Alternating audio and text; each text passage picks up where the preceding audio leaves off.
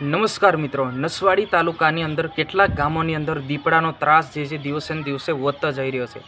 જેમ કે આવી છે કે નસવાડી અને દેવલી અને તિલકવાડા જે રોડ છે, બરોડા અને ડભોઈને જોડતો રોડ છે, ત્યાં આગળ ગઈકાલે દીપડાએ હુમલો કર્યો। મિત્રો, આ એક બનાવ નથી, આ તો ઘણા બનાવ છે। આ બનાવ છે ડેલી ચાલતા રહે, એટલે કે વારે ઘરે બનતા રહે છે।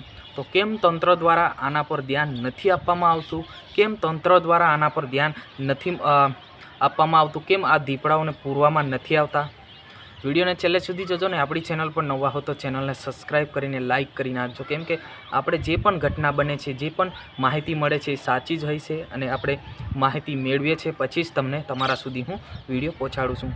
મિત્રો, વાત કરવામાં આવે તો ગઈકાલે બે પશુ પર દીપડાએ હુમલો કર્યો, એટલે કે દેવલિયા રોડ પર જે સરતા પશુ પર હુમલો કર્યો હતો। ત્યારે બે પશુ પર હુમલો કર્યા પછી અને માણસ બાજુ દોડી ગયો હતો, પરંતુ માણસ જે છે પોતાનો જીવ બચાવવા માટે ભાગી ગયા હતા। ત્યારે દીપડો અડધે સુધી આવ્યો અને પછી એ દીપડો એ પાછો વળી ગયો હતો। સારું થયું, ભાગ્ય કે ભાઈ કે આ ભાઈને બચી ગયા, ભાઈ એમના કૃપા, ભગવાનના કૃપાથી।